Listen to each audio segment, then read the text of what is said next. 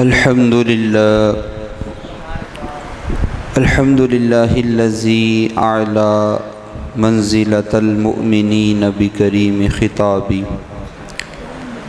ورفع درجة العالمين بمعاني كتابي وخص المستنبتين منهم بمزيد الإصابة وثواب والصلاة على النبي وأصحابه والسلام على أبي حنيفة وأحبابه أما بعد فأعوذ بالله من الشيطان الرجيم بسم الله الرحمن الرحيم يا أيها الذين آمنوا ادخلوا في السلم كافة صدق الله العظيم إن الله وملائكته يصلون على النبي يا أيها الذين آمنوا صلوا عليه وسلموا تسليما الصلاة والسلام عليك يا سيدي يا رسول الله الصلاة والسلام عليك يا سيدي يا حبيب الله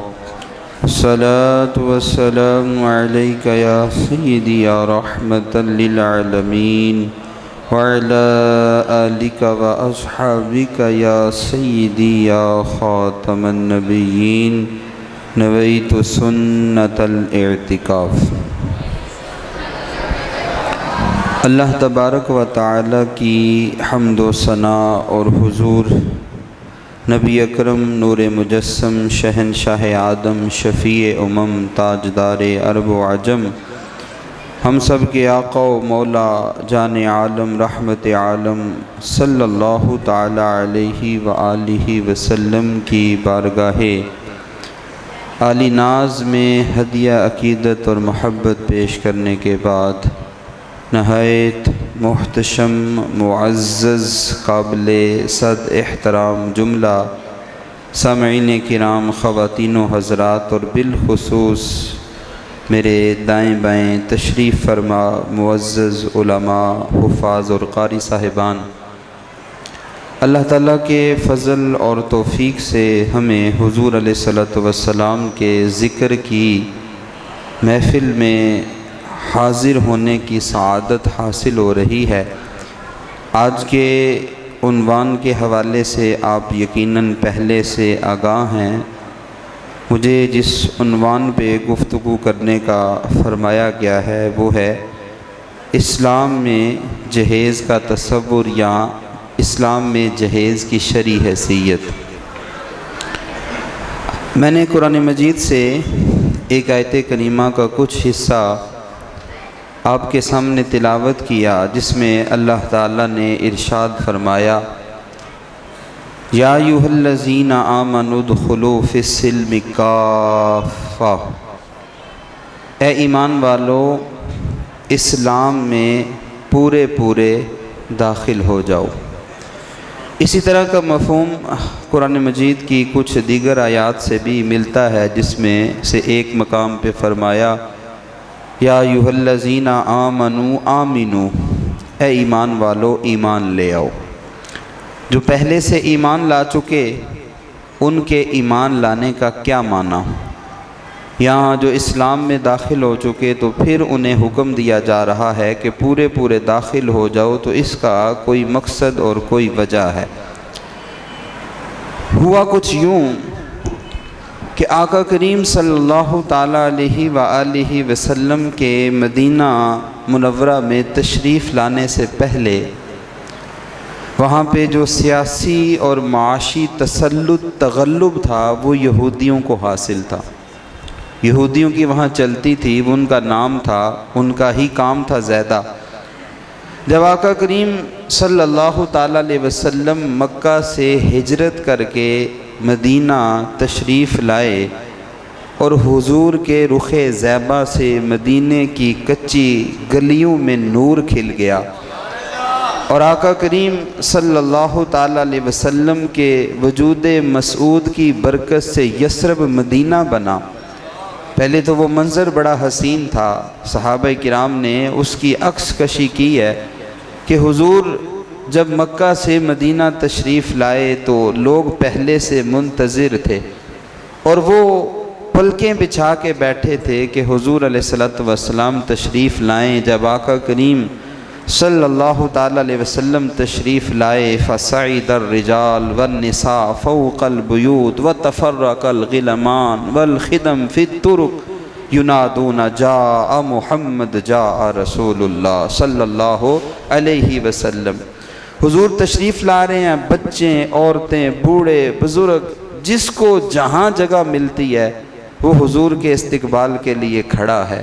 کوئی چھت پہ ہے، کوئی گلی میں ہے، کوئی باہر ہے، کوئی کسی جگہ پر ہے، ہاتھوں میں پھولوں کے سیج لیے، درود و نغمات لبوں پہ سجائے اور طلع البدر علینا کے قصیدے میں استقبال ہو رہا ہے۔ اور پھر حکمت رب کی دیکھیں کہ حضور جب دنیا میں تشریف لائے تو ربیع الاول کا مہینہ تھا، 12 تاریخ تھی، لیکن مکی دور میں تو کافر تھے، مشرک تھے، ان کو نہیں پتا تھا کہ حضور کون ہیں، تشریف لائے ہیں، کیا کرنا چاہیے۔ جب حضور علیہ السلام مکہ سے ہجرت کر کے مدینہ داخل ہوئے تو اس وقت بھی ربیع الاول کا مہینہ ہے، 12 تاریخ ہے اور پیر ہی کا دن ہے، تاکہ یہ سند اور دلیل ہو جائے کہ جب مکے میں آئے تھے ان لوگوں کو تو نہیں پتا تھا، یا یوں کہہ لیں کہ جو مکے کا علاقہ تھا اس وقت تک وہ کافروں کا تھا، ظالموں کا تھا اور حضور کے دشمنوں کا تھا، پر یہ محلہ کافروں کا نہیں، یہ عاشقوں کا محلہ تھا۔ یہ شہر ظالموں کا نہیں، حضور کے غلاموں کا شہر ہے۔ اب حضور 12 ربیع الاول کو جب تشریف لاتے ہیں تو ان کا استقبال اور گلیوں اور محلوں میں جمع ہو کر چھتوں پہ چڑھنا، طلع البدر علینا کے قصیدے پڑھنا اور سرکار کی آمد مرحبا کے نعرے لگانا، یہ دلیل بن جائے کہ حضور کا میلاد وہ مناتے ہیں جو کافر نہیں ہوتے، جو ظالم نہیں ہوتے، بلکہ حضور کے غلام ہوتے ہیں اور حضور سے محبت کرنے والے ہوتے ہیں۔ اب وہ مدینے کا ماحول بدلنے لگا اور کیا خوبصورت وہ منظر تھا کہ جس کی عکس کشی حفیظ جلندری کرتے ہوئے لکھتے ہیں کہ مسلمان بچے بچیاں مسرور تھے سارے، گلی کوچے خدا کی حمد سے معمور تھے سارے، گلی کوچے خدا کی حمد سے معمور تھے سارے، نبوت کی سواری جدھر سے ہو کر جاتی تھی، درود و نعت کے نغمات کی آواز آتی تھی، کہیں تھی معصوم ننھی بچیاں جو دف بجاتی تھیں، رسول پاک کی جانب اشارے کر کر کے گاتی تھیں، ہم ہیں بچیاں بنو نجار کے عالی گھرانے کی، خوشی ہے آمنہ کے لال کے تشریف لانے کی، خوشی ہے آمنہ کے لال کے تشریف لانے کی۔ اب وہ صحابہ جو چھتوں پہ چڑھے تھے یا عورتیں بچے جو بھی شریعت کی حدود میں رہ کر وہ استقبال کر رہے تھے، حدیث پاک جو میں نے آپ کے سامنے مسلم شریف کی پیش کی، ان کی زبان پہ کیا تھا؟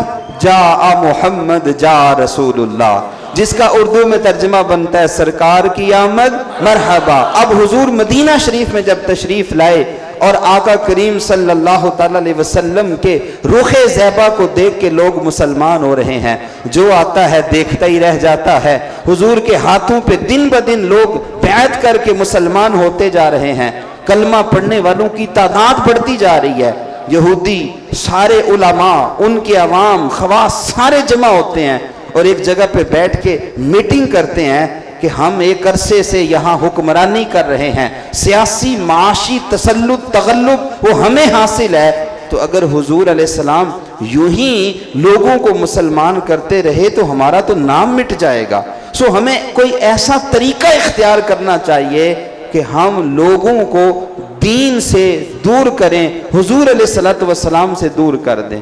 خیر ان کی آپس میں میٹنگ ہوئی، اس وقت یہودیوں کا جو سب سے بڑا عالم تھا اس کا نام تھا عبداللہ بن سلام۔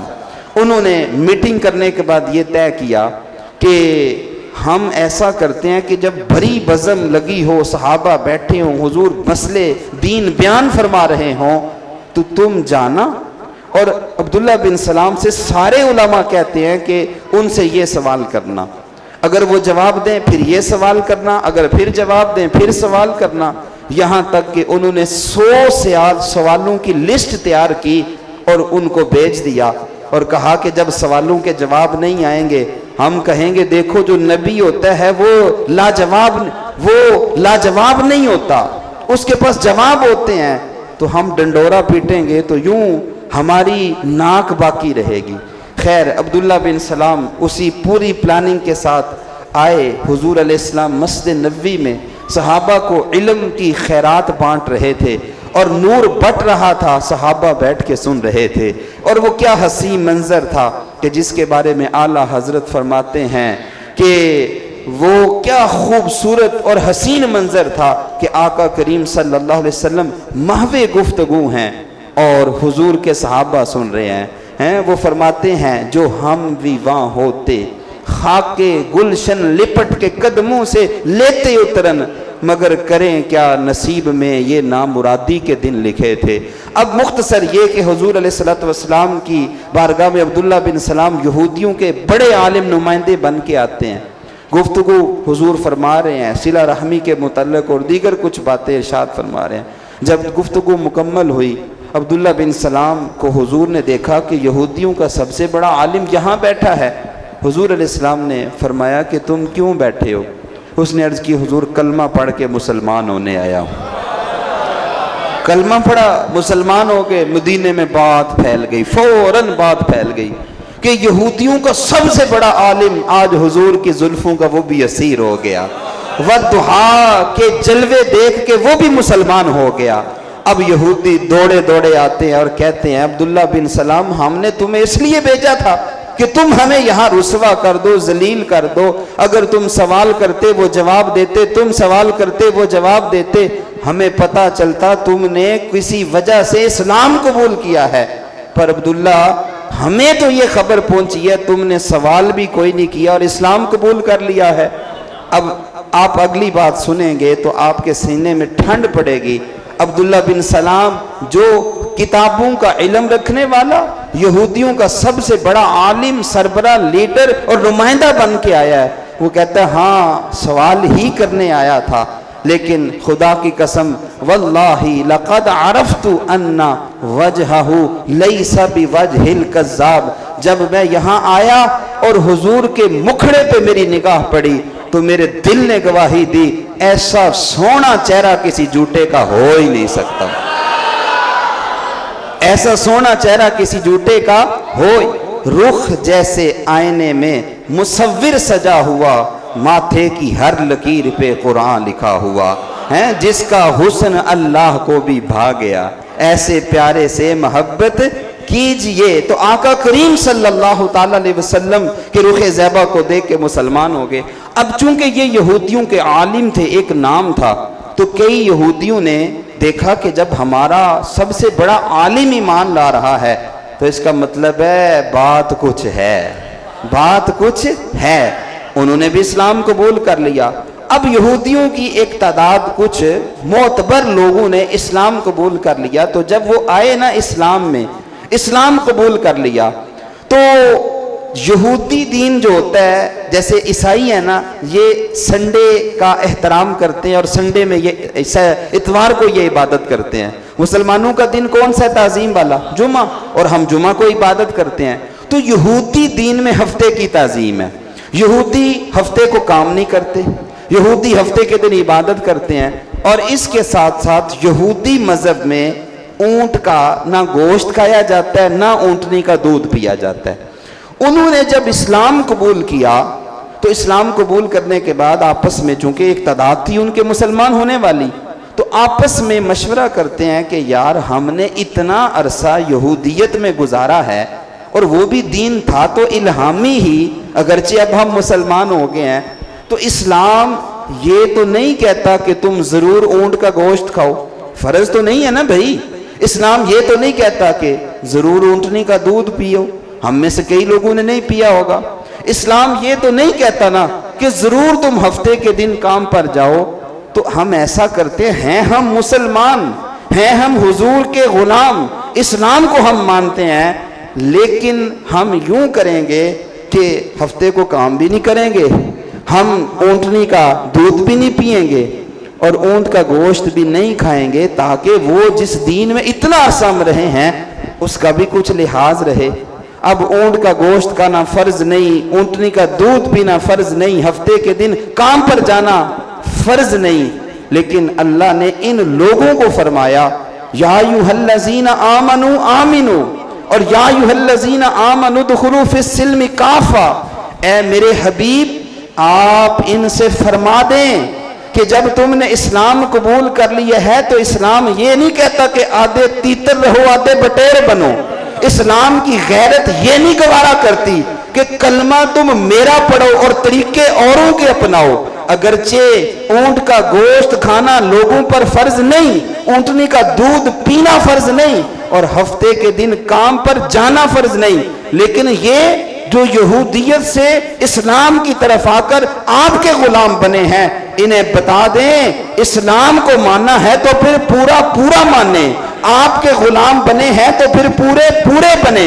ये हफ्ते के दिन काम पर भी जाएंगे, ये ऊँटनी का दूध भी पिएंगे, ये ऊँट का गोश्त भी खाएंगे, ताकि दुनिया को पता चल जाए कि इस्लाम कितना गैरत वाला दीन है, इस्लाम कितनी गैरत वाला दीन है। आप सोच रहे होंगे मौजू मेरा जहेज है और बात कहां से कहां निकल गई, हुजूर की आमद, फिर ऊँटनी का दूध, ऊँट का गोश्त, तो बात वही रहेगी जहां पे मैं कर रहा हूं। आपकी तवज्जो मैं चाहूंगा, अब आप गौर करें। मैंने पहले भी ये बात की और फिर रिपीट कर रहा हूं कि ये तीनों चीजें जो मैंने जिक्र की, हफ्ते के दिन काम पे ना जाना या ऊँटनी का दूध ना पीना या गोश्त ऊँट का ना खाना, कोई शरन इसमें कबाहत नहीं थी, लेकिन इस्लाम कहता है मैं इसलिए पसंद नहीं करता कि ये तरीका मेरा नहीं है। इस्लाम कहता है कि जब मेरे साथ तू वाबस्ता हो गया, कलमा पढ़ लिया इस्लाम में आकर, तो अब तेरे दिल में किसी और के तौर तरीके, रवाज, रसूम और आदाब ये बिल्कुल ना हो, इसलिए कि इस्लाम ऐसा दीन है कि इन्न दीन इंदल्लाहिल इस्लाम हुवल्लज़ी अरसला रसूलहू लियुज़हिरहू अलद्दीनि कुल्ली। यही दीन सच्चा है, यही दीन सारे दीनों पर गालिब आने के लिए आया है, लिहाजा अब तुम किसी और के तौर तरीके पर ना चलो। अब आ जाएं इस मुआशरे पर जहां मैं और आप जिंदगी गुजार रहे हैं। हमने एक अरसा तक हिंदुओं के साथ जिंदगी गुजारी, क्योंकि बर्रे सगीर में सारे इकट्ठे ही थे और बरतानिया जब हुकूमत करता था, अंग्रेज हुक्मरान था, तो एक लंबे अरसे तक मुसलमान हिंदुओं के साथ रहे। अगरचे हमारा इस्लाम और उनका मजहब और हमारे रिवाज, हमारा कल्चर सब कुछ उनसे मुख्तलिफ, लेकिन एक हमारे साथ जो चीज उनसे लिपटी चली आई वो ये था कि हमारे बड़े बूढ़ों में एक ये चीज, चाहे वो किसी भी एतबार से आप देखें, यानी एक एक करके उसको गिनते जाएं तो शायद मुतअद्दिद हो जाएं, लेकिन मुख्तलिफ चीजें जो हैं उनके कल्चर से हमारे कल्चर में आ गई। और उनमें से एक चीज है जहेज। एक चीज क्या है? जहेज। हिंदू मजहब में बेटी को जहेज का ऐसा जालिमाना तस्वुर है देने का कि वहां जब तक जहेज नहीं बनता वो बेटी को ब्याह नहीं सकते। और दूसरा, वो जहेज क्यों देते हैं? वो जहेज इसलिए देते हैं कि उन्होंने बेटी को मिरास नहीं देनी होती, उन्होंने बेटी को मिरास नहीं देनी होती। और जबकि हमारा कुरान कहता है यूसीकुमुल्लाहु फी औलादिकुम लिज़्ज़करी मिस्लु हज़्ज़िल उन्सयैन। कुरान ने जब हिस्से बयान किए मिरास के तो एक एक हिस्सा मुकर्रर किया, उसमें बेटियों का भी हिस्सा रखा, बेटों का भी हिस्सा रखा, दीगर रिश्तेदारों का जिसका जितना हक बनता था कुरान ने हक बयान किया। अब क्या हुआ, हिंदू मुआशरे में रह रह कर जो चीजें हमने उनसे ली उनमें से एक ये बुरा तस्वुर और बुरी रस्म जो आज हमारे मुआशरे के अंदर राइज हो चुकी है और बतौर खास पाकिस्तान के अंदर, वो ये है कि बेटी को जहेज देना है पर बेटी को मिरास नहीं देनी। اور ایسے ایسے جہالت بھرے واقعات ہیں. سوشل میڈیا کا زمانہ ہے, اب تو عام لوگ سنتے بھی رہتے ہیں کہ بیٹی میراث کا مطالبہ کرے تو باپ کہتا ہے کہ میرا مرے ہوئے بھی منہ دیکھنے نہ آنا. بیٹی میراث کا مطالبہ کرے تو بھائی اس کے ساتھ قطع تعلق ہی کر دیتے ہیں, جبکہ اسلام کی یہ تعلیم تو تھی نہیں, اسلام کا یہ طریقہ تو تھا نہیں. میں اسلام میں جہیز کی جو شرعی حیثیت ہے وہ بھی آپ کے سامنے رکھوں گا, لیکن پہلے یہ درد سمجھ لیں, یہ دکھڑا سمجھ لیں. ابھی آپ نے قرآن کی آیت سنی, قرآن کہتا ہے حضور کے صحابہ کو جنہوں نے ڈائریکٹ وحی اترتے دیکھی تھی, جنہوں نے ودعا کے چہرے کو ڈائریکٹ دیکھا تھا, جن کے دل میں نفاق کا کوئی گمان بھی نہیں تھا, قرآن ان سے کہتا ہے جب اسلام میں آئے ہو تو پھر پورے آؤ. اسلام یہ نہیں کہتا کہ آدھے تیتر بن جاؤ آدھے بٹیر بن جاؤ. تو میں اور آپ کس کھیت کی مولی ہیں؟ آج یہ ظالمانہ نظام اور یہ ہندوانہ رسم اور معاشرے کا بنا ہوا حصہ کتنی بیٹیوں کی امیدوں کے چراغ گل کر رہا ہے. آپ پڑھے وہ رپورٹ, میں اس پر پڑھتا رہا اور دیکھتا رہا کہ کیا وہ باتیں ہیں جو میں آپ کے سامنے بیان کر سکوں کہ اسلام کی تعلیم میں حسن کتنا ہے. اور یہ جہیز کی رسم نے اس معاشرے کو تباہی کے کس دھارے پر کھڑا کر دیا ہے. تو پاکستان کے اندر 80 لاکھ سے لے کر 1 کروڑ تک بچیاں وہ ہیں جو جہیز نہ ہونے کی وجہ سے اپنے گھروں کو رخصت نہیں ہو رہی. 80 لاکھ سے لے کر 1 کروڑ تک بچیاں وہ ہیں جو جہیز نہ ہونے کی وجہ سے اپنے گھروں کو رخصت نہیں ہو رہی. اور اس پنجاب کے اندر جو ہمارا صوبہ پنجاب ہے, اس پنجاب میں تقریباً 600 خواتین وہ ہیں جو 50 برس کی عمر کو پہنچ چکی ہیں, لیکن جہیز نہ ہونے کی وجہ سے کوئی ان کا رشتہ قبول کرنے کے لیے تیار نہیں ہے. اور 1500 تقریباً لڑکیاں ایسی ہیں جو 40 سے 50 سال کی عمر میں ہیں, اور جہیز نہ ہونے کی وجہ سے کوئی ان کا رشتہ قبول کرنے کے لیے تیار نہیں ہے. اور ان میں سے 2% لڑکیاں ایسی ہیں جو مایوس ہو کے خودکشی کر لیتی ہیں کہ باپ کے پاس جہیز دینے کے پیسے نہیں ہیں.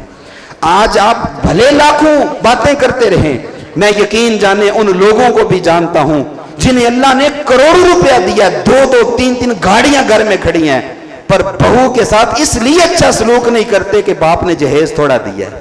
ایسے ظالم لوگ, ایسا ظالم معاشرہ اور ایسا ظالم معاشرہ جو بیٹیوں کو خودکشیاں کرنے پہ مجبور کرے, اس معاشرے کو انسانیت سے تعبیر کرنا بھی تذلیل ہے.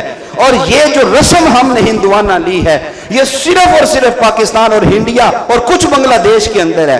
آج بھی آپ عرب کنٹریز کے اندر چلے جائیں, سعودی عرب میں چلے جائیں یا دیگر جو عرب کنٹریز ہیں, آج اس دور میں بھی وہاں بیٹی والوں کی کوئی ذمہ داری نہیں ہے کہ بیٹی والے جہیز دیں. وہ لڑکے والوں کی ذمہ داری ہے. 100 افراد کے افراد لے کے آنے ہیں, لیں. افراد 1000 لے کے آنے ہیں, لے آئیں, لیکن ان سب کا کھانا بھی خود اٹھانا ہے, خرچہ بھی خود اٹھانا ہے.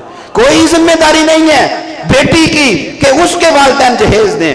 یہاں کتنے ماں باپ ہیں, میری بہنیں بیٹیاں بھی اوپر سن رہی ہیں, مجھے بتائیں آپ کی 3 بیٹیاں ہوں یا 4 بیٹیاں ہوں, واللہ باپ کبھی بیٹی سے نفرت نہیں کرتا. باپ جتنا پیار بیٹی سے کرتا ہے بیٹے سے نہیں ہوتا, اور بیٹی کا جتنا پیار باپ سے ہوتا ہے بیٹے کا نہیں ہوتا. لیکن مجھے بتائیں اس معاشرے میں کیوں بیٹی کو بوجھ سمجھا جاتا ہے؟ پیار تو بیٹی سے زیادہ ہے, محبت تو بیٹی زیادہ کرتی ہے, خدمت تو بیٹی زیادہ کرتی ہے. یہ بیٹی بوجھ نہیں ہوتی, یہ معاشرے کی غلط رسمیں ہیں, یہ معاشرے کے وہ رواج ہیں جس نے ہماری زندگی کو اتنا تنگ کر دیا اور اس معاشرے کے ماحول کو اتنا تعفن زدہ کر دیا کہ آج اس کی بدبو سے کوئی گھر بھی بچ نہیں پا رہا. لوگ اپنی ناک بچانے کے لیے, وہ براتیوں کو کھانا دینے کے لیے اور رسم و رواج اور اپنی بیٹی کو خوش رکھنے کے لیے, مجھے بتائیں کیا سود پہ قرضے نہیں لے رہے؟ کیا لوگ سود اور جیسا حرام دھندا کرنے کے لیے مجبور نہیں ہو رہے؟ یار ایسی رپورٹیں میں پڑھتا رہا کہ باپ نے اپنے گردے بیچ دیے بیٹی کو جہیز دینے کے لیے. یہ معاشرے کا ظلم نہیں تو اور کیا ہے؟ بھائی 18 گھنٹے فیکٹری میں کام کر رہا ہے, نیند پوری نہیں ہو رہی, اور نیند کی وجہ سے مشین میں ہاتھ آ جاتا ہے, ہاتھ کٹ جاتا ہے. کیوں کہ بہن کے ہاتھ پیلے کرنے ہیں اور اگلو نے موٹر سائیکل مانگی ہے, اگلوں نے فریج بھی مانگی ہے, ہم نے ان کو LED بھی دینی ہے. اس جہیز کی وجہ سے مجھے بتائیں کیا آج معاشرے میں زنا عام نہیں ہو گیا؟ جب نکاح کو مشکل کر دو گے، صلاح الدین ایوبی نے کہا تھا جب اس نے صلیبی جنگوں کے اندر صبح و شام جنگیں کی، لڑائیاں لی اور مسلمانوں کے لیے قسم کھائی کہ میں چین سے نہیں بیٹھوں گا جب تک بیت المقدس کو فتح نہیں کروں گا، صلیبیوں کو کوئی چال نہ ملی کہ کیسے اس کا مقابلہ کریں، انہوں نے بڑی چالیں دیگر چلی، جنگی چالوں کے علاوہ اس کی فوج میں زنا عام کرا دیا، شرابیں عام کر دی۔ تو صلاح الدین ایوبی نے کہا تھا لوگوں یاد رکھنا، جس معاشرے میں نکاح مشکل کر دیا جاتا ہے اس معاشرے میں زنا سستا ہو جاتا ہے، جس معاشرے میں نکاح مشکل کر دیا جاتا ہے اس معاشرے میں زنا سستا ہو جاتا ہے۔ آج زنا سستا ہے، نکاح بڑا مشکل ہے۔ کیوں؟ یہ میں بھی مجرم ہوں، آپ بھی مجرم ہیں، خاندان کا ہر بندہ مجرم ہے، اور یہاں بیٹھے بزرگوں سے، بڑوں سے، اور اگر میری مائیں اوپر سن رہی ہیں تو میں ان سے بھی کہوں گا ہم سارے مجرم ہیں کہ جس بہو کو اسی لیے تانے دیے جاتے ہوں کہ وہ جہیز نہیں لے کر آئی، تو مجھے بتائیں وہ ساس قصوروار ہے کہ نہیں ہے، وہ سسر قصوروار ہے کہ نہیں؟ جس کی 3 بیٹیاں ہو جائیں وہ ڈرتا رہے کہ میں ان کو کیسے رخصت کروں گا، اور جس کے 3 بیٹے ہو جائے اس کا سینہ چوڑا ہو جائے کہ میں بیٹے نہیں، میں کوئی کاروبار کے لیے جو ہے وہ میں نے کاروبار کر لیا ہے کہ جو کل کو میرے لیے دولت کا ذریعہ بنیں گے۔ تو میرے بھائیوں اور میری سننے والی مائیں بہنوں، خدا را ہوش کریں، اس معاشرے نے جہاں تباہی کر کے ہمیں اتنا زیادہ رسوا کر دیا ہے، اس رسوائی میں ایک بہت بڑا ذریعہ آج یہ جہیز کی لعنت بھی مر رہی ہے، اور لوگ کہتے ہیں نہیں ہمیں کچھ نہیں چاہیے، نہیں ہمیں کچھ نہیں چاہیے، پر جب لے کے نہیں آتے پھر تانے دے دے کے اس کو خودکشیوں پہ بھی مجبور کر دیتے ہیں۔ یہی معاشرہ ہے۔ میں آپ کے سامنے ایک خط پڑھنے لگا ہوں، مفہوم اس کا، اور یہ روزنامہ جھنگ میں 20 اگست 2002 کو، یہ 2002 کی بات کر رہا ہوں، اس وقت یہ خط شائع ہوا۔ سرگودا سے ایک فلاحی تنظیم جو بچیوں کے جہیز کا کچھ اہتمام کرتی تھی، اسے 4 بہنوں نے خط لکھا، اور خط خون سے لکھا ہوا تھا، اپنے خون سے خط لکھا۔ خط کا لب لباب کیا تھا؟ انہوں نے کہا پیارے بابا جی، جو اس تنظیم کے رہبر تھے، بانی تھے، کہ بابا جی ہم 4 بہنیں ہیں، باپ ہمارے فوت ہو گئے بچپن میں، ہم چھوٹی چھوٹی تھیں، اور میری ماں نے لوگوں کے برتن مانجے، گھر کام کیا، اتنا کام کیا کہ اتنی بیمار ہے کہ وہ بستر مرگ پہ پڑی ہے۔ ہم 4 بہنیں ہیں، بھائی ہمارا کوئی نہیں، سلیقہ شعار ہے، پڑھی لکھی ہیں، ماں نے محنت کر کے ہمیں پڑھایا ہے، ہم باہر روزگار کے لیے بھی جاتے ہیں تو جو اس معاشرے کے ظالم لوگ ہیں ہمارے جسم کو نوچنا چاہتے ہیں، ہمیں وہ آفریں بڑی بڑی کرتے ہیں، لیکن آفریں کرتے ہیں زنا کے لیے، نکاح کے لیے کوئی بھی تیار نہیں ہوتا۔ میری ماں نے، ہماری ماں نے بڑی مشکل سے کچھ رشتے تلاش کیے، لیکن وہ رشتے والے آئے، پسند بھی کر لیا، پر جب پتہ چلا کہ گھر میں تو کھانے میں بھی فاقے ہوتے ہیں تو جہیز کہاں سے دیں، کسی نے بھی ہمارا رشتہ قبول نہیں کیا۔ کبھی دل کرتا ہے گھر سے بھاگ جائیں، کبھی دل کرتا ہے خودکشی کر لیں، کبھی دل کرتا ہے اپنے آپ کو ہم عدالت کے سامنے لے جا کر آگ لگا دیں۔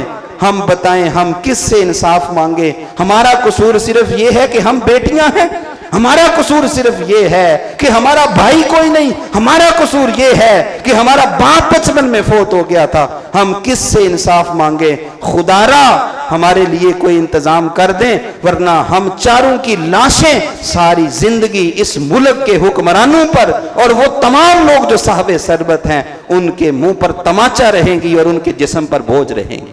یہ 4 بہنوں نے اپنے خون سے خط لکھا کہ کوئی ہمارا رشتہ قبول کرنے کے لیے تیار نہیں ہے۔ اب دوسری بات، اسلام میں جہیز جو ہے اس کو عذرائے تحفہ، یعنی ماں، باپ، بھائی، جو بھی رشتہ دار ہیں وہ اپنی بیٹی کو تحفے کے طور پہ جو اور جتنا دینا چاہیں جائز ہے، تحفے میں کوئی حرج نہیں ہے، لیکن اس کا سسرال والے مطالبہ نہیں کر سکتے۔ اگر مطالبہ کریں گے تو یہ جائز نہیں ہے، ان کے لیے لینا حرام ہے۔ اب مطالبہ کبھی صراحتاً ہوتا ہے، جیسے کچھ برادریاں ہمارے ہاں بھی ایسے ہیں جو تو بالکل باقاعدہ کہتے ہیں ٹوڈی لینی ہے، پراڈو لینی ہے، اور بھائی 1 to 5 دینی ہے۔ اس طرح کی باتیں کبھی تو صراحتاً ہوتی ہیں اور کبھی صراحتاً نہیں ہوتی، दलालतन इशारतन ये बात होती है कि भाई ये तो देना ही देना है, चाहे सराहतन मुतालबा हो चाहे दलालतन मुतालबा हो, याद रखिएगा ये मांगना जायज नहीं है। और उलमाए किराम, मुफ्तियाने किराम, मुझसे ज्यादा साहब इल्म यहाँ तशरीफ फरमा है कि किसी को अपनी इज्जत बचाने के लिए भी अगर जहेज देना पड़े तो अब वो किस वजह से दे रहा है? इज्जत बचाने के लिए। ये भी रिश्वत बन जाता है, ये भी जायज नहीं है। अब अपने दिल पे हाथ रख के एक लम्हे के लिए जरा सोचिएगा और बताइएगा।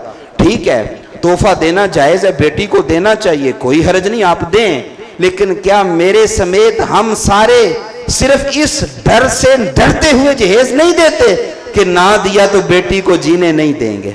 हकीकत है, कोई माने या ना माने, चुप कहे भले, लेकिन इसलिए हम सारे देते हैं कि यार अगर हमने जहेज ना दिया तो हमारी बहन को, हमारी बेटी को अगले ताने मार मार के इतना तंग कर देंगे कि वो जिंदा लाश बन जाएगी। वो भाई चूल्हे फटते हैं, वो उसी ने बहू नहीं फोत होना होता है, और कोई नहीं उसमें मर सकता। जनाब चूल्हा फट गया, बहू मर गई, ये हो गया, बहू मर गई, वो हो गया, बहू मर गई। उसके पीछे हकीकतें कुछ और होती हैं, और वो हकीकतें वो हैं जो इस मुआशरे के रस्म रवाज और हमारा जो जुल्म है, वो सारी हकीकतें हैं। हम सारे इस मुआशरे के अंदर उसका हिस्सा बन के उनके कातिल हैं। अमीर बाप ने, अमीर शख्स ने जहेज दे के, उसने उसकी रूनुमाई करके, उसकी तशहीर करके, खानदान में जनाब सबको बता के उसने तो बेटी ब्याह ली। जिस गरीब के पास आज इस दौर में बिजली का बिल नहीं, वो बेटी को जहेज कहां से देगा? जिस किराएदार के पास रहने के लिए घर नहीं, देने के लिए किराया नहीं, मुझे बताएं वो बेटी को जहेज कहां से देगा? और वो लोग जिन्हें अल्लाह ने बेटों जैसी दौलत से नवाजा है, वो बेटे को बेटा समझें, बेटों को कारोबार का जरिया ना बनाएं। इसे अल्लाह ने हाथ दिए, पांव दिए, अर्रिजालु कव्वामूना अलन निसा। अल्लाह ने मर्द को औरत पर हाकिम बनाया, और किस लिए बनाया? कि ये कमा के खिलाता है। अल्लाह ने इसे अक्ल उससे ज्यादा दी, मजबूती उससे ज्यादा दी, लेकिन ये कैसा भिखारी है, उसके जहेज में नजर रख रहा है, ये उससे तमन्ना रख रहा है कि वो लेके आएगी, मेरे ससुराल वाले मेरा वीजा लगवा देंगे, मेरे ससुराल वाले मुझे फलां चीज ले देंगे, मुझे फलां लेकर दे देंगे। खुदारा, ये रस्म जो हिंदू मुआशरे से हमने ली है, वो इसे कहते हैं कुनिया दान। और उनकी ये रस्म क्यों है कि वो बेटी को मिरास देने के कायल नहीं है, वो बेटे को जायदाद से जो शरी हिस्सा बनता है, अल्लाह ने जो मुसलमान पे रखा है, वो देने के कायल नहीं है। हमारे मुआशरे में मुझे बताएं कितने लोग हैं जो बेटी को मिरास देते हैं? देती हैं? शायद आपको 100 में से कोई 1% मिल जाए, शायद। लेकिन अक्सर लोग ना भाई देने के लिए तैयार हैं, ना बाप देने के लिए तैयार है। इस्लाम ने तो कहीं नहीं कहा कि तुम बेटी को जहेज में इतना इतना इतना सामान दे दो, बस मिरास में उसका कोई हक नहीं है। इस्लाम का यह तसव्वुर नहीं है। अच्छा, मेरा आपसे सवाल है, आपने तवज्जो करनी है। हुजूर अलैहिस्सलाम की कितनी बेटियां थी? कितनी जी? हजरत ज़ैनब, हजरत रुकैया, हजरत उम्मे कलसूम और सैयदा ज़हरा, हजरत फातिमा ज़हरा रदियल्लाहु ताला अन्हुन्ना अजमाइन, यही 4 बेटियां थी। अच्छा मुझे बताएं, ईमान से बताना है, आपने कभी सुना है, कभी सुना हो कि हजरत ज़ैनब को इतना जहेज मिला था? अच्छा, कभी हजरत रुकैया के बारे में सुना हो, हजरत उम्मे कलसूम के बारे में सुना हो? लेकिन ये आप सब ने सुना होगा कि हजरत फातिमा को एक चक्की मिली, एक तकिया मिला, कुछ ये सारा सुना हुआ है ना। अच्छा, हजरत फातिमा ज़हरा रदी अल्लाह ताला अन्हा को जो जहेज मिला था, आज उसका भी पसे मंजर सुने। असल में वजह यह थी कि हजरत अली रदी अल्लाह ताला अन्हो वो भी हुजूर की कफालत में थे, मक्के से हिजरत करके आए थे मदीना शरीफ, हुजूर अलैहिस्सलाम ने उनकी कफालत फरमाई थी। और जब शादी होनी थी तो यहाँ उलमा बैठे हैं, ये इस बात को जानते हैं कि हुजूर ने हजरत अली रज़ी अल्लाह तआला से फरमाया था कि अली तुम्हारे पास क्या है जो हक महर वगैरह देना है? उन्होंने अर्ज की हुजूर एक तलवार है, घोड़ा है और एक ज़ीरा है। फरमाया तलवार तो काम आएगी लड़ने के लिए, घोड़ा सवारी के लिए, तुम ऐसा करो जाओ अपनी ज़ीरा जाके बाजार में बेचाओ। अच्छा, हजरत अली रज़ी अल्लाह तआला गए बेचने, बाजार में बोली लग रही है, हैदर कर्रार, फाते खैबर, मौला अली शेर खुदा की ज़ीरा बिक रही है। अब बोली लगती है, लगते लगते 4 दिरहम, कितनी लगती है? 4 दिरहम। اب 4 درہم بولی لگتی ہے، حضرت علی کا ارادہ بن جاتا ہے چلو بیچ دیتا ہوں. اتنے میں سید الاسخیاء ہیں پیکر شرم و حیا حضرت عثمان غنی رضی اللہ تعالیٰ عنہ کا وہاں سے گزر ہوتا ہے. آپ دیکھتے ہیں کہ علی شیر خدا وہ اپنی زرہ بیچ رہا ہے. کہا علی آپ زرہ بیچ رہے ہیں، کتنی بولی لگی ہے؟ 4 درہم. آپ نے فرمایا نہیں 4 درہم کے نہیں، یہ علی کی زرہ ہے، یہ کسی عام بندے کی زرہ نہیں ہے. کہا علی میں خریدنے سے تو نہیں آیا، میں تو ویسے گزر رہا تھا، ارادہ نہیں تھا میرا، لیکن اب جو بھی نکلا. جب انہوں نے تھیلیاں کھولیں تو اس میں 480 سونے کے سکے نکلے. کتنے سکے جی؟ 480 سونے کے سکے نکلے. حضرت عثمان غنی نے کہا علی زرہ مجھے دے دو، یہ 480 سکے تم لے لو. انہوں نے کہا کہ اتنی مہنگی تو نہیں ہے زرہ.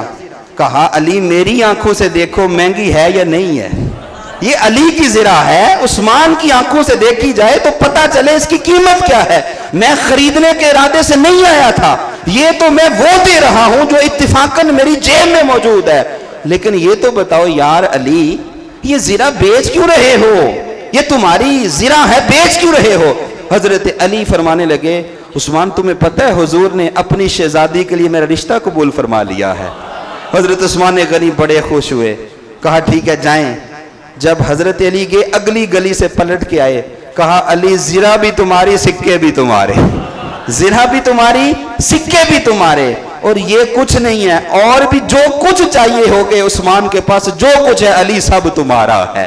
یہاں ایک بات تو ان لوگوں کے لیے جو ان اصحاب کے درمیان معاذ اللہ نفرتیں پھیلانے کی کوشش کرتے ہیں اور جھوٹی باتیں کرتے ہیں، میں انہیں بتانا چاہتا ہوں سیدہ زہرا جن کا نام لے لے کر وہ بڑی بڑی چھلانگیں لگاتے ہیں، ان کا حق مہر جس کے مال سے ادا کیا گیا وہ مال عثمان غنی رضی اللہ تعالیٰ عنہ کا تھا. یہ جنت البقیع جہاں پہ مولا امام حسن مدفون ہے، جہاں پہ سیدہ عائشہ صدیقہ خود سیدہ فاطمہ زہرا رضی اللہ تعالیٰ عنہ کا مزار پرانوار ہے، اور جمیع اہل بیت جو کبار نام ہیں ان کا وہاں پہ مزار ہے.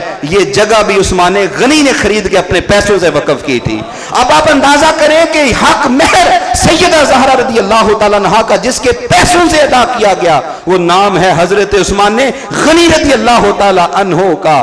اب ان 480 درہموں سے وہ جو سونے کے سکے تھے حضور علیہ السلام نے حضرت علی سے کہا اس سے حق مہر بھی دو، اتنے درہموں کی خوشبو لے آؤ، اور جو کچھ پیسے بچے اس سے وہ جہیز خریدا جو سیدہ فاطمہ کو دیا گیا تھا. یہ تھی اس جہیز کی حقیقت، یعنی وہ حضرت علی ہی کے پیسوں سے خریدا گیا تھا. اور حضور نے کیوں خریدا؟ حضور نے اس لیے خریدا کہ حضور سیدہ کے بھی سربراہ تھے اور مولا علی کے بھی سربراہ تھے. حضور ان کے بھی کفیل تھے، ان کے بھی، ویسے تو ساری کائنات کے کفیل ہیں لیکن ظاہری طور پہ جو رشتہ داری ہوتی ہے اس لیے حضور نے ان کو جہیز لے کر دیا. یہ تھی اس جہیز کی حقیقت. اب آپ کا دل چاہتا ہے کہ جہیز دینا سنت ہے، لینا سنت ہے، مولا علی کا طریقہ ہے، دیں لیں ضرور لیں، لیکن بڑے لڑکے والے آگے دیں لڑکی والوں کو پیسے. جہیز کیا جتنا مرضی ساری دنیا خرید لو کوئی مسئلہ نہیں، لیکن یہاں لڑکے والے اپنے آپ کو تاجر سمجھتے ہیں. معاشرے میں وہ یہ سمجھتے ہیں. میں ایک اچھی جگہ پہ امامت کرتا ہوں تو وہاں آپ یقین جانے ایک شخص میرے پاس آیا، اسے اللہ نے بڑا نوازا تھا. ایک کنال پہ اس کا گھر تھا اور 4-5 کروڑ کا ابھی اس کا گھر کی صرف گھر کی قیمت بنتی ہے. وہ جو بھی تھا اس نے جو بھی بات کی، بیٹے کو بیاہ دیا، اللہ نے 2 پوتے بھی دیے ہوئے ہیں، 3 پوتے بھی دیے اس بیٹے سے، لیکن اس کے لہجے سے لالچ ٹپک رہا تھا، اس کے گفتگو سے لالچ ٹپک رہا تھا. کیا جی؟ دیکھیں جی قاری صاحب مجھے ضرورت تو نہیں ہے، پر یہ کیا بات ہوئی بیٹی کو جہیز دیا تو وہ بھی کوالٹی کا نہیں ہے، اس کوالٹی کا تو میرے گھر میں فریچر ہی نہیں ہے، اور دیا اس نے لیکن میرا دل نہیں کرتا استعمال کرنے کو. اب میں چاہتا ہوں کہ آپ کوئی، مجھے کہہ رہا آپ کوئی رشتہ ڈھونڈیں جو بیٹی ایسی ہو کہ جس کی آگے اولاد نہ ہو سکے، میں اس سے اپنے بیٹے کی شادی کروں تاکہ اسے پتہ چلے جو اس نے میرے ساتھ کیا میں اس کے ساتھ کیا کر رہا ہوں. مجھے بتائیں یہ سارا پیسہ ساری دولت قبر میں لے کر جانی ہے؟ جب سکندر اعظم جسے دنیا فاتح سمجھتی ہے، گویا حالانکہ حضرت عمر فاروق کے آگے وہ کچھ بھی نہیں تھا، اس کو جس کو دنیا سکندر اعظم سمجھتی ہے، فاتح اعظم سمجھتی ہے، وہ کفن میں کیا لے کے گیا تھا؟ غلیات کیا تھا نا، سنا نا آپ نے؟ تو وہ کیا لے گیا تھا؟ خدارا یہ جو ہندوانہ رسم آج ہم نے اپنے معاشرے کے اندر رائج کر لی ہوئی ہے نا، اور اپنے معاشرے کے اندر ہم نے اس کو ایسا حصہ بنا لیا ہوا ہے کہ لوگ مر رہے ہیں اتنی مہنگائی میں، جہاں روٹی نہیں پوری ہو رہی، جس شخص کی 2 بیٹیاں پیدا ہو جائیں اسے رات کو نیند ہی نہیں آتی، اس کا چین ہی لٹ جاتا ہے۔ کیوں؟ حالانکہ بیٹیاں بڑی پیاری ہوتی ہیں، یہ ہمارے رسم، ہمارے رواج، ہمارے طور طریقے، ہمارے خاندانوں کے رواج اس نے برباد کر دیا اس معاشرے کو۔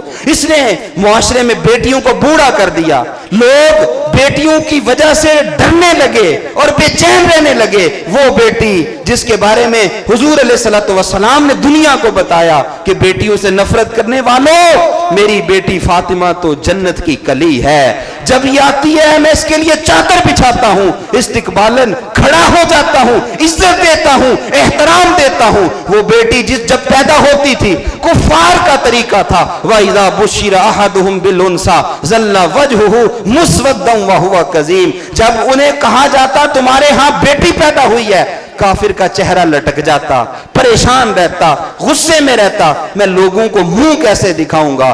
آج جب اس معاشرے میں یہ رسوم، یہ رواج اور یہ طور طریقے میں دیکھتا پڑھتا سنتا ہوں تو پھر سمجھ آتی ہے کہ بیٹی کو لوگ بوجھ کیوں سمجھتے ہیں، حالانکہ کسی باپ کا دل نہیں کرتا بیٹی کو قتل کرنے کو، کسی کا دل نہیں کرتا اس سے نفرت کرنے کو، کوئی نہیں چاہتا کہ ان کے ساتھ برا سلوک ہو، لیکن معاشرے کی ان ظالم رسموں نے، بارات پہ ہم نے اتنے افراد لے کر جانے ہیں، ہم نے اتنے لوگوں کے ساتھ حملہ کرنا ہے، ہمیں یہ کھلانا چاہیے، وہ کھلانا چاہیے۔ یار شادی والے دن باراتی موچیں کر رہے ہوتے ہیں، مزے لے رہے ہوتے ہیں، اور لڑکی کا باپ اور بھائی ان کی جان پہ بنی ہوتی ہے، ایک لقمہ بھی کھانے کا کم ہو گیا تو عزت رول کے رکھ دیں گے۔ نعرہ تکبیر، نعرہ رسالت، نعرہ تحقیق، نعرہ حیدری، ہر صحابی نبی، تاجدار ختم نبوت، لبیک لبیک لبیک یا رسول اللہ، لبیک لبیک لبیک یا رسول اللہ، علماء اہل سنت۔ اچھا تو جہیز کی شرعی حیثیت یہ پھر سمجھ لیں، میں خلاصتاً بات عرض کر رہا ہوں کہ شرعاً اپنی بیٹی کو تحفہ دینا جائز ہے، کوئی حرج نہیں ہے، لیکن لڑکے والوں کا صراحتاً یا دلالتاً، اشارتاً، کنایتاً مطالبہ کرنا یہ جائز نہیں ہے۔ اور جب بیٹی کو بیاہ کے رخصت کر دیا، جہیز نہیں ملا یا تھوڑا ملا یا ہلکا ملا، تو سسرال والوں کا اس وجہ سے اس کو تانے دینا یہ بھی جائز نہیں ہے، حرام ہے اور جہنم میں لے جانے والا کام ہے۔ آپ یقین جانیں اگر آپ بھی اس کے اوپر تھوڑی ریسرچ کریں، پڑھیں آپ اس کو، تو آپ کی آنکھیں بھی آنسوں سے تر ہو جائیں گی۔ ایسے ایسے واقعات ہیں جہیز نہ ملنے کی وجہ سے۔ اب میں آپ کو ایک واقعہ سناتا ہوں، اور یہ سچا واقعہ ہے، جو کہ اس وقت ایک ہفت روزہ اخبار چھپتا تھا 2004 میں، اور اس کا نام تھا غزوہ، اسی لاہور سے۔ اس میں 6 اگست کو 2004 میں یہ واقعہ ایک کالم نگار نے کوٹ کیا کہ جون 1984 کا موسم تھا، اور کراچی کے اندر ایک حکیم عبدالعزیز صاحب تھے، وہ اپنے مطلب پہ بیٹھے تھے، تو ایک شخص صف بیچ رہا تھا، غور سے سنیے گا، صف بیچ رہا تھا، تو اس کی صبح سے شام تک صف نہیں بچی۔ اس نے جاتے ہوئے کہا حکیم صاحب کو کہ میں صبح سے شام تک کام کر رہا ہوں، صف نہیں بکی، تو یہ 40 روپے کی صف ہے، خرید لیں، میرے پاس واپسی کا کرایہ بھی نہیں، روٹی کھانے کے لیے پیسے بھی نہیں۔ حکیم صاحب نے 40 روپے دیے، صف خرید لی، کہا چلو رکھ دو، کوئی نماز پڑھے گا۔ وقت گزرا، وہ شخص اسی طرح کوئی نہ کوئی چیز لے کے بیچنے آتا۔ ایک دن حکیم صاحب کے پاس بیٹھ گیا، یاری دوستی ہوگی۔ حکیم صاحب نے کہا کہ یار تم کوئی کام کیوں نہیں شروع کر دیتے، اس سے تو کبھی ہوتا ہے کبھی نہیں ہوتا، باقاعدہ کوئی کام کر لو۔ اس نے کہا حکیم صاحب اصل میں ابھی جیل سے چھوٹ کے آیا ہوں، خاندانی لڑائی میں جیل میں قید تھا، اور کچھ سال میرے وہاں گزرے ہیں، اور اس وجہ سے میں ابھی کوئی کام نہیں کر پا رہا، تو ان قریب شروع کروں گا، ابھی کچھ اسٹیبل ہو رہا ہوں۔ پھر اس نے حکیم صاحب کو جو باتیں بتائیں، اس میں سے اس نے کہا کہ جیل میں جو میرا زمانہ گزرا ہے نا، اس جیل میں ایک بڑا دردناک واقعہ جب بھی آج بھی میں یاد کرتا ہوں میرے رونگٹے کھڑے ہو جاتے ہیں، مجھے رات کو نیند نہیں آتی۔ اس نے کہا حکیم صاحب بات یہ تھی کہ ہمارے ساتھ ایک بابا جی تھے، 70 سال ان کی عمر تھی، اور نام تھا ان کا چودھری اسلم، پنڈ کا چودھری تھا۔ 70 سال اس کی عمر تھی، ہر وقت روتا رہتا. میں نے جتنے سال قید کاٹی میں نے کبھی اسے ہنستے ہوئے نہیں دیکھا.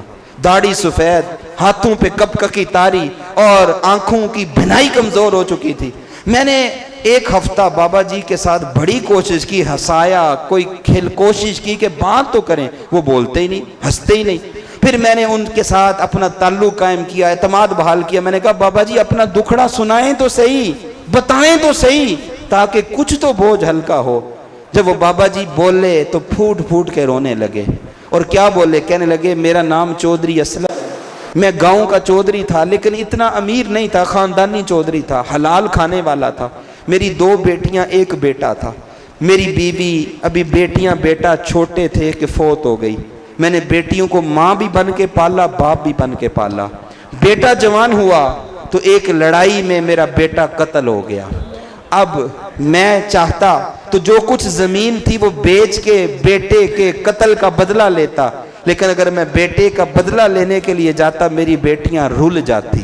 کوئی ان کا نہیں تھا، نہ کوئی چاچا تھا نہ کوئی تایا تھا، میں اکلوتا تھا. بیوی میری پہلے فوت ہو گئی. میں نے کہا کوئی نہیں، بیٹے کے قاتلوں کو اللہ کے سپرد کر دیا، ان بیٹیوں کی زندگی کو بچانا ہے.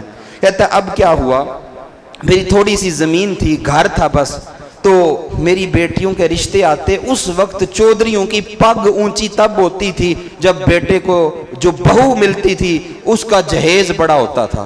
پورے پنڈ کو دکھایا جاتا تھا جی یہ چودھری صاحب کی بہو جہیز لے کے آئی ہے. کہتا ہے ہمارے چودھری برادری کے لوگ تھے، ہم لوگ آتے رشتہ دیکھنے. بابا بتا رہا ہے قید خانے کے اندر 70 سال اس کی عمر ہے. کہتے ہیں لوگ آتے رشتہ دیکھنے، میری بیٹیوں کا چہرہ دیکھ کے پسند کر لیتے، لیکن جب بعد میں پتہ چلتا کہ میں جہیز اس طرح کا نہیں دے سکتا جو چودھری دیتے ہیں تو رشتے کا جواب دے دیتے. کہتے میری بیٹیوں کی عمر بڑھنے لگی، میں پریشان رہنے لگا. جو بھی آتے ہیں کئی رشتے ٹوٹ گئے. بالآخر ایک دوسرے پنڈ کا چودھری تھا، اس کا نام تھا چودھری یوسف خان. اس کو میں نے پیغام بھیجا، خود چل کے گیا کہ یار میری بیٹیاں، تمہارے 2 بیٹے ہیں، میری 2 بیٹی ہیں، تم نے بھی شادی کرنی ہے، وہ بھی شادی کے لیے ہیں، تو خدا کے لیے تم میری بیٹیوں سے شادی کر لو. کہتے وہ بھی آئے اور آ کے انہوں نے رشتہ دیکھا، پسند کر لیا، بات پکی ہو گئی. اور پھر جب باتیں دن طے ہونے تھے تو اس نے جہیز کی بات کی کہ کتنا جہیز دو گے.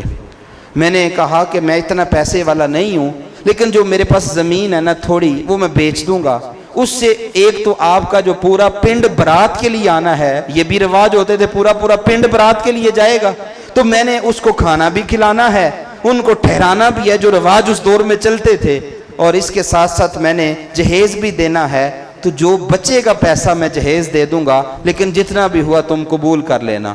اس نے پہلے تو انکار کیا، لیکن جب کہتا ہے بابا کہتا ہے میں نے اصرار کیا کہ میں انتظام کر دوں گا، تو اس نے کہا چلو ٹھیک ہے.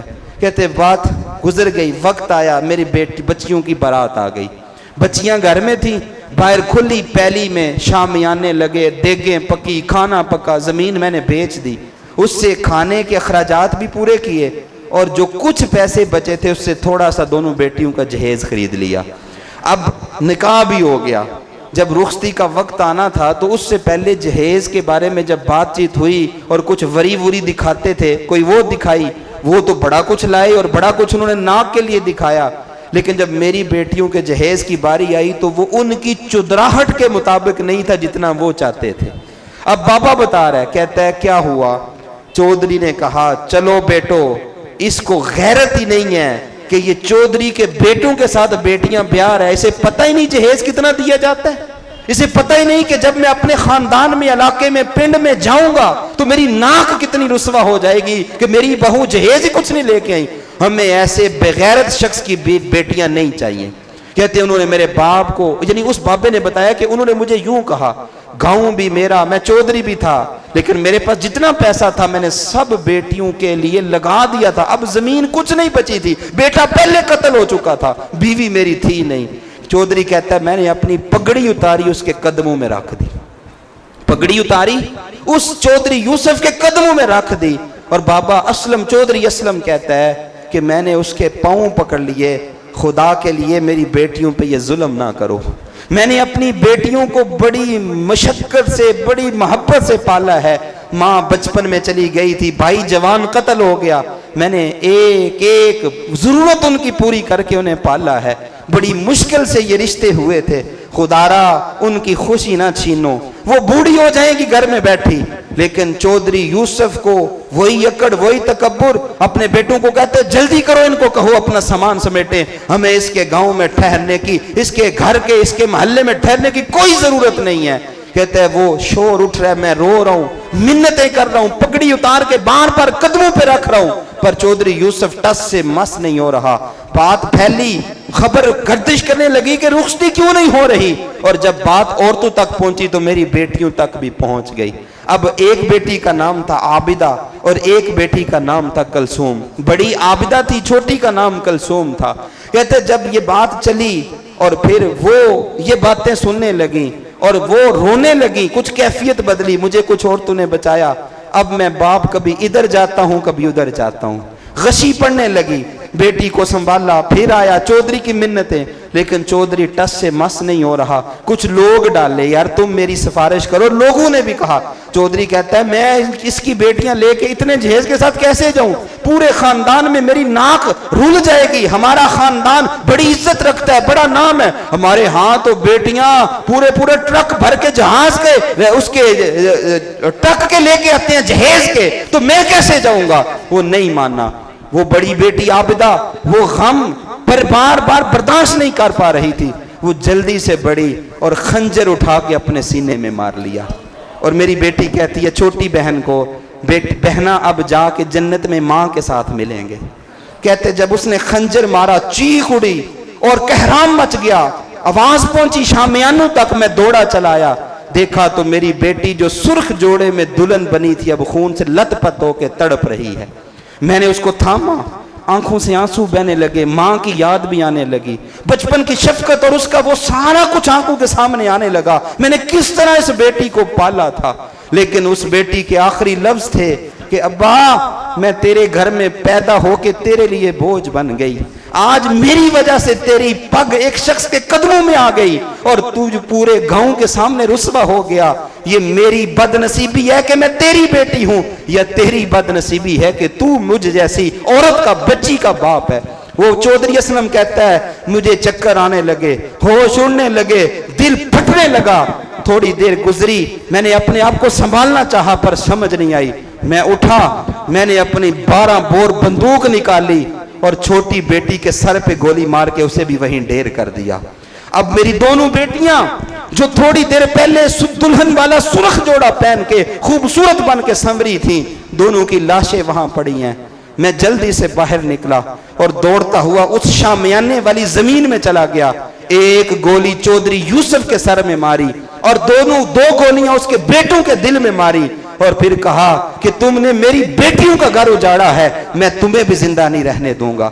کہتا ہے مجھے پولیس گرفتار کر کے لے آئی، آج 8 سے 10 سال اس کو گزر گئے ہیں، اس وقت سے آج تک نہ چین آتا ہے نہ نیند آتی ہے، آنکھیں بند کرتا ہوں تو کبھی عابدہ کا چہرہ آ جاتا ہے، کبھی کلثوم کی یاد آ جاتی ہے، نہ کھانے کو دل کرتا ہے، نہ پینے کو دل کرتا ہے، نہ سونے کو دل کرتا ہے۔ میرا اور تو کوئی تھا نہیں، اس وقت سے آج تک کوئی پتہ بھی لینے نہیں آیا، تب سے میں اس جیل کے اندر بیٹھا ہوں اور اب میں موت کی یاد میں رہتا ہوں کہ کب موت آئے اور میں اس قید سے چھوٹ کے اپنی بیٹیوں کے پاس چلا جاؤں۔ وہ حکیم صاحب کہتے ہیں جب اس نے یہ واقعہ مجھے سنایا، حکیم عبدالعزیز صاحب کراچی میں، کہتے جب اس نے یہ واقعہ مجھے سنایا کئی روز تک مجھے نیند نہ آئی، مجھے چین نہ آیا، تو میں نے پھر یہ عزم کیا کہ میں ایک تحریک کا آغاز کروں گا اور اس تحریک کا یہ نعرہ ہوگا خدارا ہندوؤں والی یہ رسم ختم کر دو ورنہ بیٹیاں ختم ہو جائیں گی، باپ ختم ہو جائیں گے۔ آج معاشرے میں جو کچھ ہو رہا ہے ہم سارے اس کے قصوروار ہیں، میری بیٹیاں ہیں، آپ کی بیٹیاں، ہم ڈرتے ہیں اس بات سے کہ اگر بیٹی کو نہ دیا تو ساری زندگی تانے مار مار کے جینے نہیں دیں گے۔ کیا انہیں خوف نہیں آتا؟ جو بیٹا تمہیں اللہ نے دیا ہے، اگر اللہ بھی تمہیں بیٹی دے دیتا تو بتاؤ کیا کر لیتے۔ यखलुक मा यशा यहाबु लिमन यशाउ इनासा व यहाबु लिमन यशाउ ज़कूरा औ युज़व्विजुहुम ज़ुकराना व इनासा व यजअलु मन यशाउ अकीमा। और ये तो अल्लाह की तकसीम है, जिसे चाहे बेटे दे, जिसे चाहे बेटियां दे, जिसे चाहे दोनों दे दे, जिसे चाहे बांझ कर दे, ये उसकी तकसीम है। क्यों हमने अपने आप को इतना तंग कर दिया? आज औसत उम्र कितनी है जी? 50 साल। मैं निकाह पढ़ाता हूं, 35 साल की बच्चियां निकाह पढ़ा रहे हैं, 40 साल का लड़का निकाह हो रहे हैं, 30 से नीचे तो कम, बहुत ही कम निकाह हो रहे हैं। तो ये तो बच्चे की वैसी उम्र गुजर जाती है। इस्लाम तो कहता है जब बच्चा बच्ची बालिग हो जाते हैं, जितनी जल्दी हो सके उनका निकाह कर दो और ये बोझ अपने सर से उतारो। लेकिन मुआशरे के रस्म, मुआशरे के रवाज, जब तक जनाब 20-25 लाख रुपया नहीं इकट्ठा होगा, इतने बरातियों के खाने का इंतजाम नहीं होगा, निकाह को खुदा के लिए आसान कर दें। और यहाँ बैठे वो बुजुर्ग, वो बड़े और पर्दे में रहकर सुनने वाली मेरी माएँ, वो जिनकी घर में चलती है, खानदान में चलती है, आइए इरादा कीजिए, अज़्म मुसम्मम कीजिए, मर्द मुजाहिद बनिए, खानदान के सरबना बनकर एक जिहाद कीजिए कि मैं अपने बेटों का जहेज नहीं लूंगा। करें आप और ये अज़म करें। कोई आए मैदान में, आप यकीन जाने अल्लाह आपको वहां से रिज़्क देगा जहां से आपको गुमान भी नहीं होगा। अच्छा, मैं अल्हम्दुलिल्लाह, मैं तहदीस नेमत के लिए बता रहा हूं, जब मेरी शादी हुई मैंने जहेज नहीं लिया, सारा सामान मैंने खुद बनाया है और अल्लाह ताला ने मुझे इतना दिया, उसकी बरकत से इतना दिया कि मैं बयान भी नहीं कर सकता। अभी 6-7 महीने पहले मैं दरसे कुरान करता था, तो जब मेरा दरसे कुरान मजीद 10 साल में मुकम्मल हुआ तो एक नमाजी ने मुझे 30 लाख की गाड़ी अपनी तरफ से तोहफा दी। अब मुझे बताएं, मैं तो इस काबिल नहीं था, मैं तो गुमान भी नहीं कर सकता था कि मैं ये खरीदूंगा, मेरी तो इतनी आमदनी नहीं।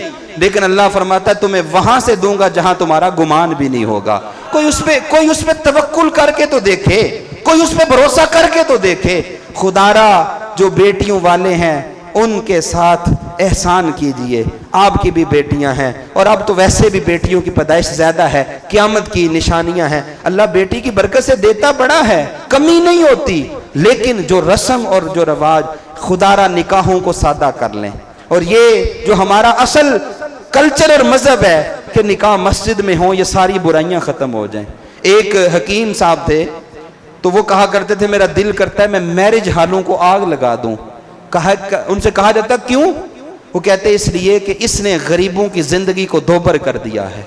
फैशन ने और दिखावे ने गरीब की जिंदगी को इतना तक कर दिया है कि जो दौलत वाले हैं वो दौलत भी देते हैं, नुमाइश भी करते हैं, और गरीब तरस तरस के जिंदगियां दे देते हैं।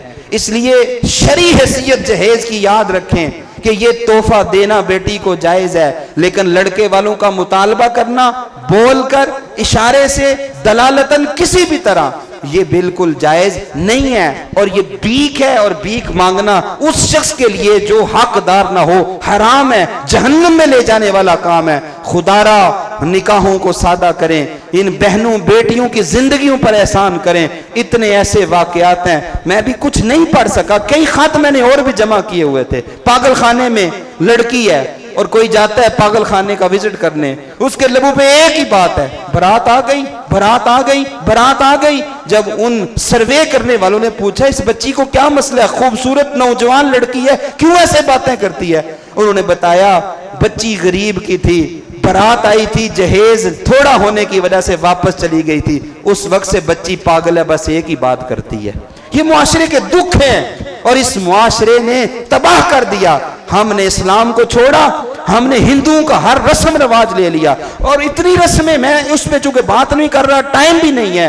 क्यों हम शादी के मौके पर दूध पाँव मार के जाया करते हैं, क्यों हम शादी के मौके पर जनाब चावल फेंक के वो जाया करते हैं, ढोलक बाजे गाने, और ये पूरा पूरा महीना बैठ के डांस करते रहना, ये कौन सी इस्लामी रिवायात हैं, ये कौन सा इस्लामी कल्चर है। खैर वो एक अलग मौजू है, लेकिन कम अज कम खुदारा इस मुआशरे के हाल पे रहम करें और इस जहेज की लानत को खत्म करके मिरास का हुक्म वापस लेकर आए, मिरास को राइज करें और ये अज़म करें कि जैसे बेटियों को मिरास देते हैं बेटों को भी देंगे, बेटों का हिस्सा देते हैं तो बेटियों को भी देंगे।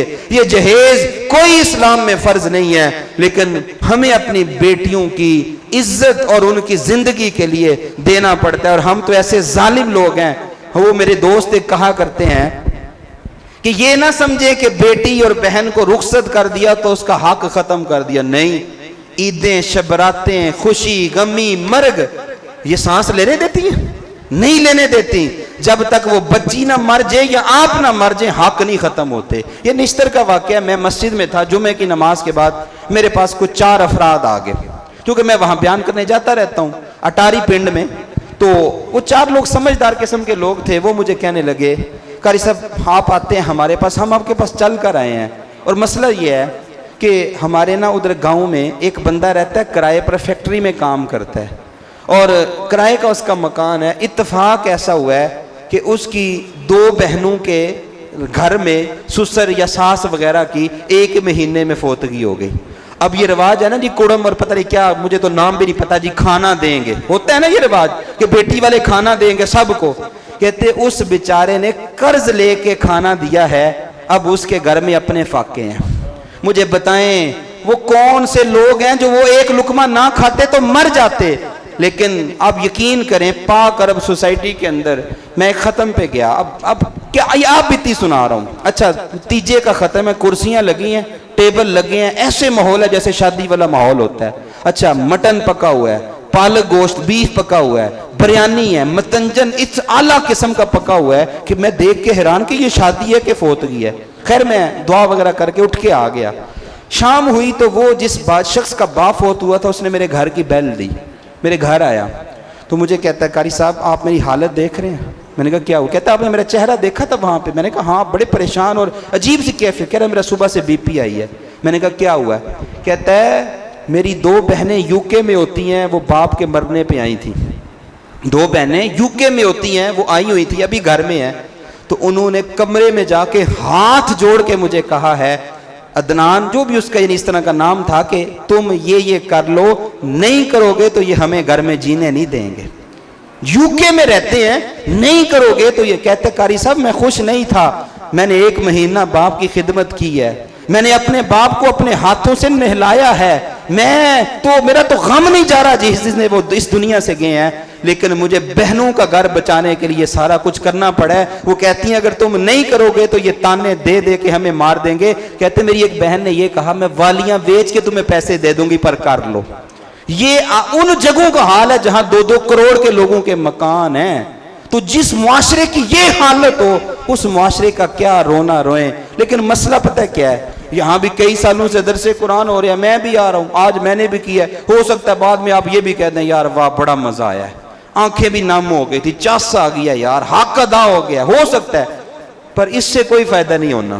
تعریف ہوگی، ختم ہوگی بات. اور بھائی فائدہ تب ہونا ہے یہ بڑے بوڑھے بزرگ کوئی نوجوان اٹھے اور کہے میں اس غلط رسم کو ختم کروں گا.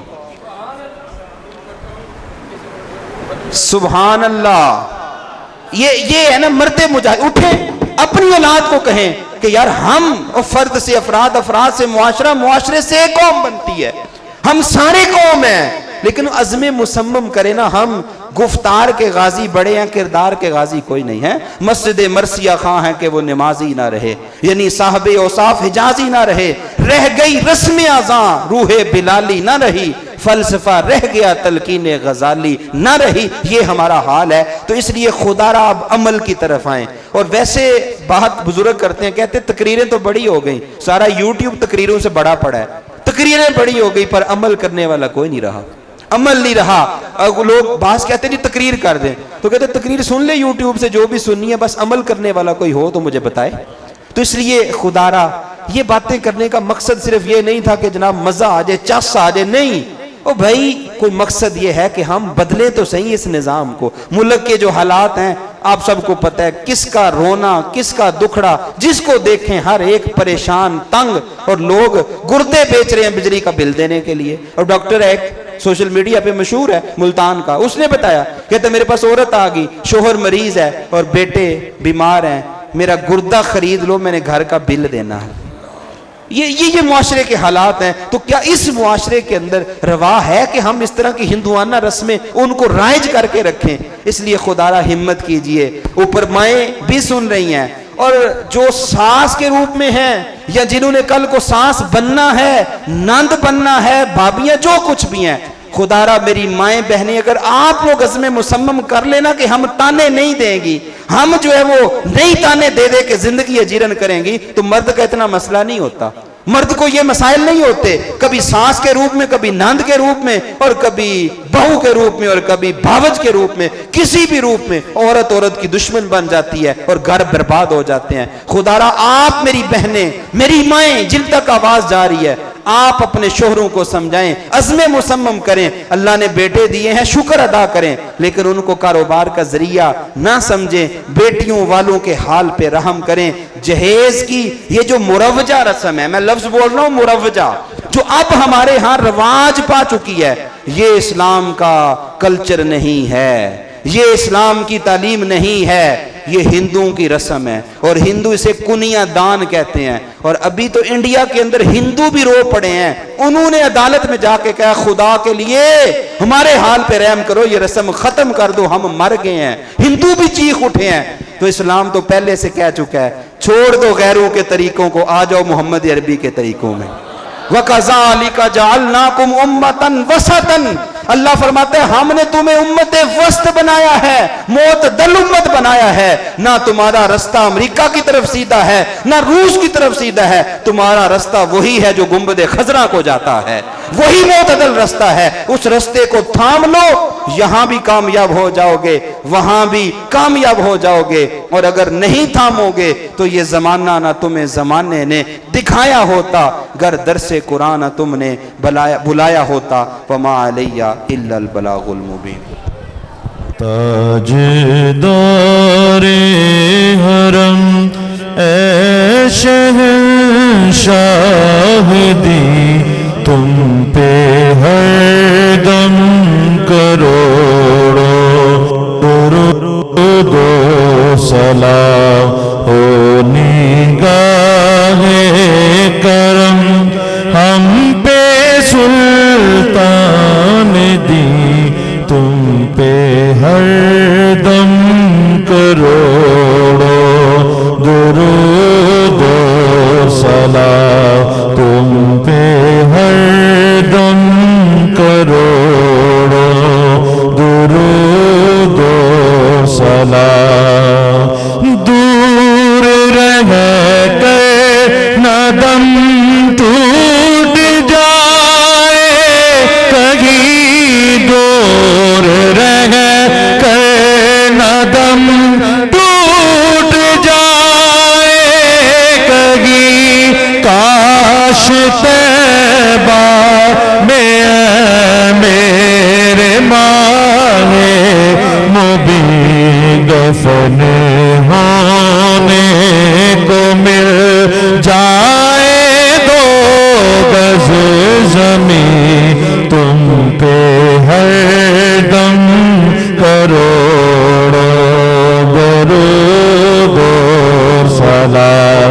اب مدینے میں ہم کو بلا لیجیے، اب مدینے میں سب کو بلا لیجیے، اور سینہ مدینہ بنا دیجیے. کوئی اس کے سوا آرزو ہی نہیں، تم پہ ہر دم کروڑوں درود و سلام. عشق سے تیرے معمور سینہ رہے، عشق سے تیرے معمور سینہ رہے، لب پہ گردم مدینہ مدینہ رہے. عشق سے تیرے معمور سینہ رہے،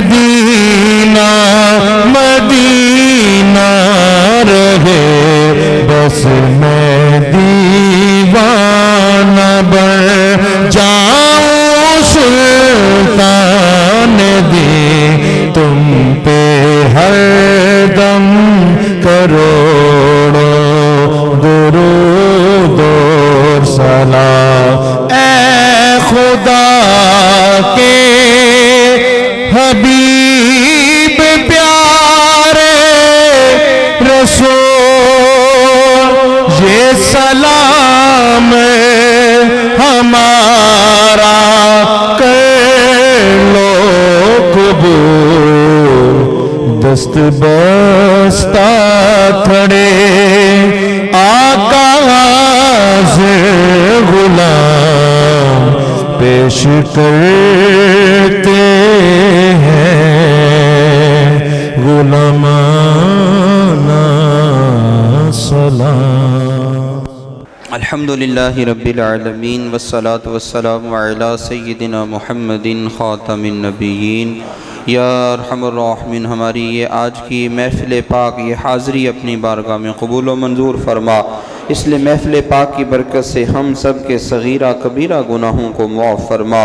ہمارے والدین، ہمارے اساتذہ، تلامذہ، بہن بھائی، مشائخ اعظام اور جمیع امت مسلمہ کی کامل بخشش و مغفرت فرما. یا اللہ بطور خاص جن مسلمانوں کے والدین اس دنیا فانی سے رخصت ہو چکے، ان کی قبروں کو جنت کے باغوں میں سے ایک باغ بنا. یا اللہ جن کے والدین حیات ہیں انہیں صحت و تندرستی اور عافیت والی زندگی عطا فرما. یا اللہ جو مسلمان بیمار ہیں انہیں شفاء کاملہ عاجلہ عطا فرما. جو پریشان حال ہیں ان کی پریشانیاں دور فرما. جو تنگ دست ہیں انہیں فراخیاں عطا فرما. یا اللہ بطور خاص وہ تمام نمازی، تمام بھائی بہنیں بیٹیاں جنہوں نے دعاؤں کے لیے پرچیاں بھیجی ہیں، دعاؤں کے لیے کہا ہے، یا اللہ تو سب کی نیک اور جائز دعاؤں کو قبول فرما. یا اللہ بطور خاص جن بہنوں بیٹیوں کو اچھے رشتے نہیں مل رہے، تجھے تیری رحمت کا واسطہ ان بہنوں بیٹیوں کو اچھے رشتے عطا فرما. یا اللہ جو بے اولاد ہیں انہیں خیر و عافیت سے اولاد صالح عطا فرما. یا اللہ جو بیٹوں کے طلبگار ہیں انہیں نیک اور صالح بیٹے عطا فرما. جو بہنیں بیٹیاں اپنے گھروں کو رخصت ہو چکی انہیں اپنے گھروں میں خوشیاں عطا فرما. یا اللہ ایک بچہ پچھلے 1 مہینے سے شدید بیمار ہے، اپنی رحمت کا صدقہ اسے شفاء کاملہ عاجلہ عطا فرما. یا اللہ اسے صحت، عافیت اور نیکیوں والی زندگی عطا فرما. میرے بھائی بزرگ، بچے، مائیں، بہنیں جو بھی ان محافل میں آتے ہیں، یا اللہ ان کو برکات عطا فرما اور ان کہی ہوئی باتوں پر مجھ سمیت ان سب کو عمل کرنے کی توفیق عطا فرما. یا اللہ ہمیں اپنے معاشرے اور ملک پاکستان کی اصلاح میں اہم کردار ادا کرنے کے لیے اپنا حصہ ڈالنے کی توفیق عطا فرما. یا اللہ ظاہر و باطن میں، خلوت و جلمت میں اپنا خوف عطا فرما. میرے مالک جس طرح دنیا میں تو نے ہمارے عیبوں پہ پردے رکھے ہیں، میدان محشر میں بھی حضور کے قدموں کا صدقہ الہی، حضور کے قدموں کے سائے میں ان گناہوں کو پردے عطا فرمانا. یا اللہ یہ اعظم بھائی کے والدین میرے مالک بیمار ہیں، انہیں شفاء کاملہ عاجلہ عطا فرما. یا اللہ اور بھی کتنے یہاں افراد بیٹھے ہیں، سب کے نام بھی، احوال بھی، پریشانیاں بھی، دکھ درد بھی، مصائب بھی تو جانتا ہے. میرے مالک اس محفل پاک کی برکت سے سب کے دلوں کی نیک اور جائز تمناؤں کو پورا فرما. یا اللہ بطور خاص اس مسجد کی انتظامیہ، امام و خطیب، جو بھی متعلقین ہیں اس خوبصورت محافل کا اہتمام کرتے ہیں، یا اللہ ان کا اہتمام کرنا قبول فرما. آپس میں پیار، محبت، اتفاق کی دولت عطا فرما. حاسدین کے حسد، شریروں کے شر اور دشمنوں کی دشمنی سے محفوظ فرما. اس مدرسے میں جو بچے حفظ کر رہے ہیں، ناظرہ پڑھ رہے ہیں، درس نظامی کر رہے ہیں، یا اللہ ان کو دین کا صحیح معنوں میں خادم بنا. یا اللہ اس جگہ کو اسلام کا، سنیت کا مرکز بنا اور یہاں سے حضور کی محبت اور دین کی خدمت کا وہ کام جو تجھے مطلوب ہے الہی وہ کام لے لے. اور یہاں جتنے بھی قاری صاحبان، ناظم صاحب، انتظامیہ جو اس مسجد مدرسے کے ساتھ تعاون کرتے ہیں، فنڈ دیتے ہیں، جس طریقے سے بھی، یا اللہ تو سب کی خیر فرما، سب کی جان مال اولاد کی خیر فرما، برکات عطا فرما۔ یا اللہ جب تک جئیں اپنے اور اپنے حبیب کی محتاجی کے علاوہ ہر ایک کی محتاجی سے ہمیں محفوظ فرما۔ جئیں تو اسلام پر جئیں، اور جب دنیا سے جائیں حضور کی غلامی میں ہی جائیں۔ الہی کہتے رہتے ہیں دعا کے واسطے بندے تیرے، کر دے پوری آرزو ہر بے کسو مجبور کی۔ صلی اللہ تعالی علی خیر خلقہ محمد وعلی آلہ واصحابہ اجمعین۔